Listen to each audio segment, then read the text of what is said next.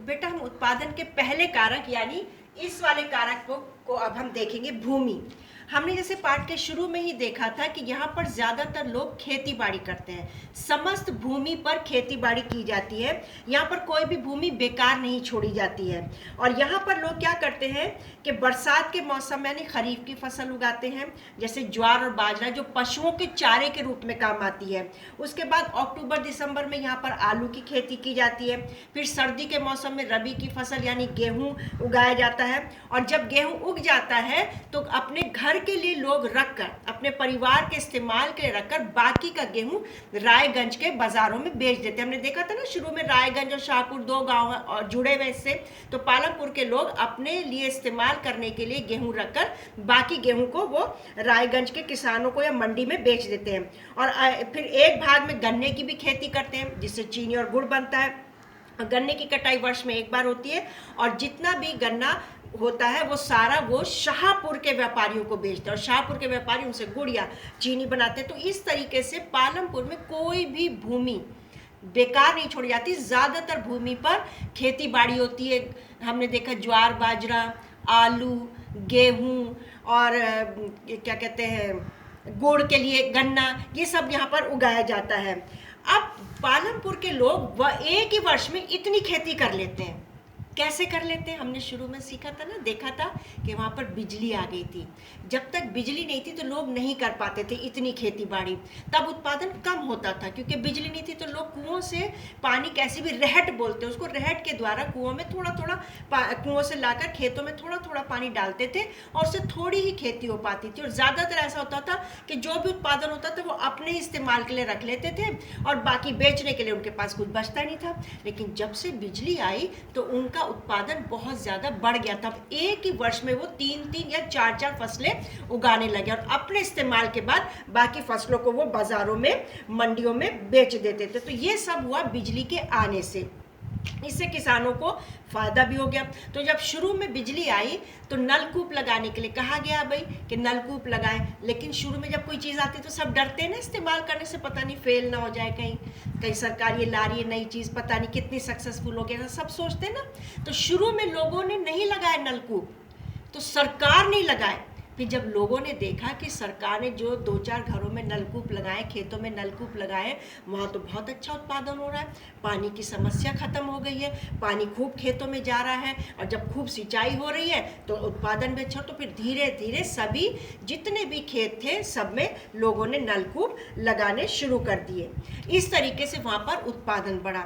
अभी हमने देखा ना कि एक वर्ष में वहाँ 3 या 4 फसलें भी उगाते हैं लोग, 3 या 4, जैसे पशुओं का चारा है, आलू है, गन्ना है, गेहूं है। जब एक ही वर्ष में लोग एक ही भूमि पर 3 या 4 फसल उगाते, एक ही वर्ष में एक ही भूमि पर 3 या 4 फसल उगाई जाती है, वो कहलाती है बहुविध फसल प्रणाली। बहुविध फसल प्रणाली, ठीक है। जब एक ही वर्ष में एक ही भूमि पर 3 या 4 फसल उगाई जाती हैं वो कहलाती है बहुविध फसल प्रणाली। इस तरीके से कई किसान पिछले 15-20 वर्षों से तीसरी फसल के रूप में आलू, गेहूं और पशुओं का चारा तो उगा ही रहे थे, लेकिन तीसरी फसल के रूप में आलू उगाने लगे और कुछ लोग तो गन्ना भी उगाने लगे। इस तरीके से पालमपुर में उत्पादन बढ़ता चला गया। तो हमने ये देखा कि जमीन के एक ही टुकड़े से उत्पादन बढ़ाने का एक तरीका है, वो है बहुविध फसल प्रणाली। भूमि एक ही है लेकिन बहुविध यानी बहुत सारी विधियों से फसल प्रणाली में उत्पादन में कैसे तरक्की आई, ये है। और दूसरा तरीका है अधिक उपज के लिए खेती में आधुनिक कृषि विधियों को अपनाना।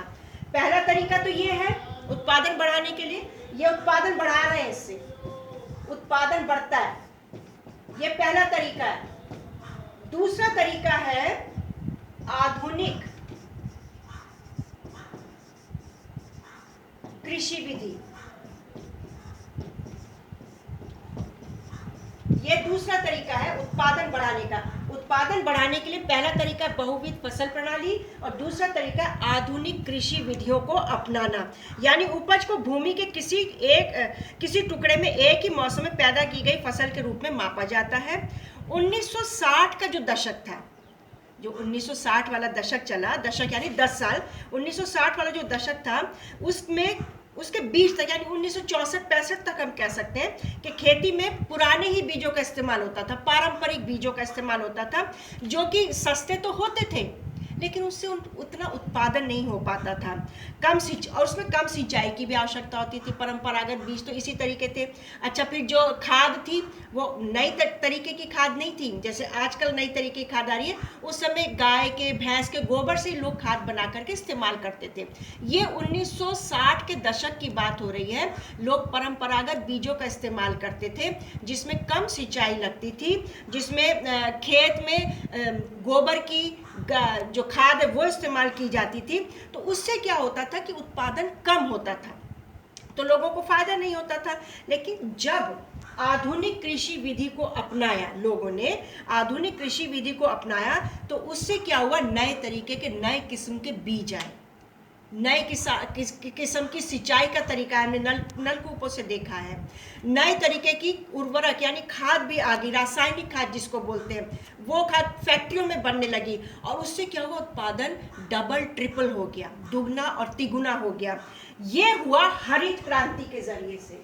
हरित क्रांति बोलते हैं इसको, हरित क्रांति। क्रांति हम पढ़ चुके हैं ना, कोई भी आंदोलन जब होता है, ये कहलाती हरित क्रांति, यानी हरियाली में एक क्रांति आ गई, उत्पादन डबल ट्रिपल हो गया, दुगना चौगुना हो गया, नए तरीके के बीजों को अपनाकर, नए तरीके की कृषि की विधियों को अपनाकर। और जो अधिक उपज वाले बीज है वो कहलाते हैं HYV।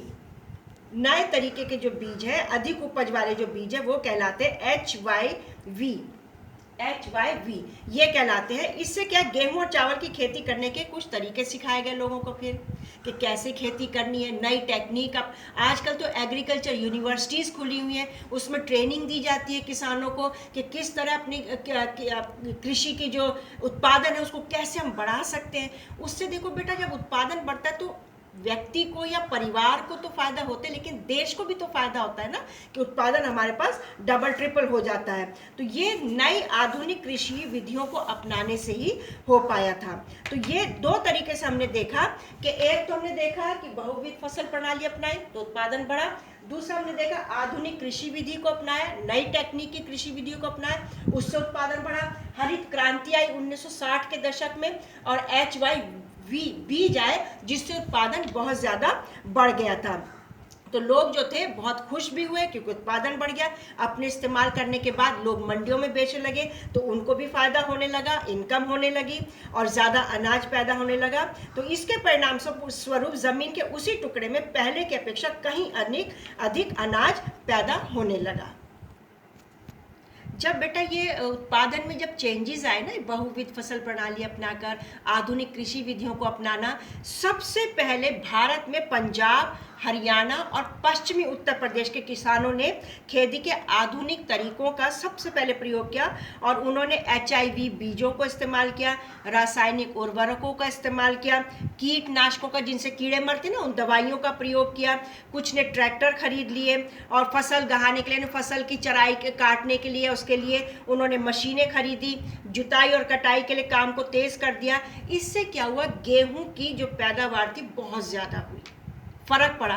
पहले ये सारा काम इंसान अपने हाथ से करता था, लेकिन जब आधुनिक विधियों को अपनाया कृषि की, तो यही काम मशीनों के जरिए से और जल्दी होने लगा। तो इससे लोगों को फायदा हो गया। पालमपुर में परंपरागत बीजों से गेहूं की उपज 1300 किलोग्राम प्रति हेक्टेयर थी। पहले जब परंपरागत बीज इस्तेमाल करते थे तो गेहूं की उपज, पंजाब में लिखा है पालमपुर में 1300 किलोग्राम प्रति हेक्टेयर थी, लेकिन जब HY बीजों को अपनाया तो यही उपज 3200 किलोग्राम प्रति हेक्टेयर हो गई। देखो कितनी डबल से भी ज़्यादा हो गई। कितनी ज़्यादा हो गई HYV बीजों को अपनाने से। इससे क्या हुआ, उत्पादन बढ़ने से किसानों के जीवनों में भी वृद्धि हुई, किसानों के परिवारों में भी तरक्की हुई और लोग अपने इस्तेमाल करने के बाद पास के बाज़ारों में और मंडियों को में भी बेचने लगे। तो ये हमने देखा कि जब हमने आधुनिक तरीके अपनाए तो बहुविध फसल प्रणाली आई, हरित क्रांति आई और हमारे उत्पादन में भी तरक्की हुई, परिवार में भी तरक्की हुई और देश में भी तरक्की हुई। लेकिन इसमें एक प्रॉब्लम ये आई बेटा कि भूमि जो एक प्राकृतिक संसाधन हम सबको मालूम है ना, इसका सावधानी पूर्वक प्रयोग करना ज़रूरी है। किसी भी प्राकृतिक संसाधन का जब हम हद से ज़्यादा प्रयोग करते हैं तो वो एक टाइम आएगा कि वो ख़त्म हो जाएगी और उसको बनने में करोड़ों साल लगेंगे। तो इसमें क्या हुआ, ये फ़ायदा तो हुआ, लेकिन इसमें एक तरफ ये हुआ, हरित क्रांति के आने से मिट्टी की उर्वरता कम हो गई, मिट्टी की उपजाऊ शक्ति खत्म होती चली जा रही है, क्योंकि एक ही फसल जहाँ उगती थी वहाँ 4-4 फसलें उगने लगी, तो मिट्टी की उपजाऊ शक्ति थोड़ी कम हो गई ना। फिर नलकूप लग गए, तो अब कुओं से या नदियों से पानी ना लेके ज़मीनों से पानी खींचा जाने लगा, मोटर लगा लगा के, तो जो ज़मीन के नीचे का पानी धीरे धीरे वो भी ख़त्म हो जा रहा है। तो ये थोड़ी सी मुश्किलें आने लगी हैं कि क्योंकि भूमि जो है एक प्राकृतिक संसाधन है, अगर हम उसका मिसयूज़ करेंगे या उसको हम ज़्यादा इस्तेमाल करेंगे तो एक टाइम आएगा कि भूमि जो है वो अपनी उर्वरक शक्ति बिल्कुल ख़त्म कर देगी, नीचे ज़मीन के नीचे से पानी बिल्कुल ख़त्म हो जाएगा, तो फिर डिफ़िकल्टी हम ही लोगों को फेस करनी पड़ेगी। तो हमें क्या है, कृषि का भावी विकास सुनिश्चित करने के लिए, यानी अब हमें सोचना पड़ेगा कृषि को और कैसे ज़्यादा हम उत्पादन को बढ़ा सकते हैं, क्या कर सकते हैं कि पर्यावरण भी खराब ना हो और कृषि का उत्पादन भी बढ़ता रहे। तो ये कुछ तरीके हमें या सरकार को सोचने पड़ेंगे। तो बेटा आज के चैप्टर में जितना आज हमने पढ़ा है, आधा ही चैप्टर पढ़ा है, आधा चैप्टर हम नेक्स्ट क्लास में लेंगे तो सब बच्चे पढ़ कर आएंगे। लेकिन जो आज हमने आधा चैप्टर पढ़ा है वो हमने देखा पालमपुर गांव की कहानी है। इसमें हमने देखा कि उत्पादन कैसे हो रहा है ना, ये हम सब ने देखा। हमने उत्पादन के कारक देखे, भूमि, श्रम, भौतिक पूंजी, मानव पूंजी देखी। हमने भौतिक पूंजी में दो तरीके की पूंजी देखी, स्थायी पूंजी, कार्यशील। स्थायी यानी परमानेंट पूंजी जो रहती है, और कार्यशील पूंजी जो इस्तेमाल के बाद खत्म हो जाती है। तो हमने फिर देखा कि हम लोगों में उत्पादन या भूमि से उत्पादन कैसे ज़्यादा हो, किसानों ने एक ही ज़मीन से कैसे इतनी फसलें उगा ली, तो उन्होंने आधुनिक कृषि विधि को अपनाया, उसमें हरित क्रांति आई, HYV बीजों को अपनाया जिससे बहुत ज़्यादा उत्पादन होने लगा। उन्होंने बहुविध फसल प्रणाली उगाई जिसमें एक ही ज़मीन पर एक ही वर्ष में 3 या 4 फसलें उगाने लगे, और इतना उत्पादन होने लगा कि अपने इस्तेमाल के बाद वो बाहर भी मंडियों में बेचने लगे। तो उससे हमने देखा परिवारों में, देश में भी तरक्की आई।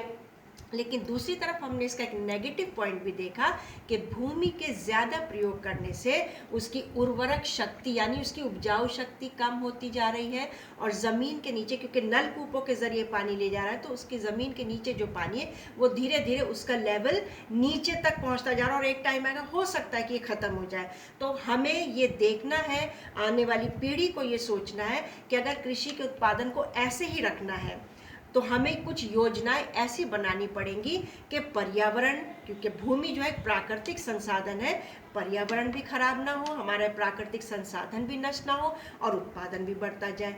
तो बेटा अब जो वर्कशीट तुम्हें दी जाएगी वो पूरा काम करना है, 1-2 दिन है तुम्हारे पास, काम करके रखना है। नहीं समझ में आता तो ग्रुप में एक दूसरे से ही पूछ ले, और नेक्स्ट क्लास में जब हम मिलेंगे तो हम इस पे ही व्हाट्सएप के जरिए क्वेश्चंस भेज सकते हैं। तो अब हम नेक्स्ट क्लास में मिलेंगे। वर्कशीट पूरी करनी, कुछ मैं चित्र बनाने के लिए दे रही हूँ, वो चित्र भी तुम्हें बनाने, एक आरेख बनाने को दिया जा रहा है, वो आरेख भी तुम्हें बनाना है, ठीक है। All the very best, God bless you.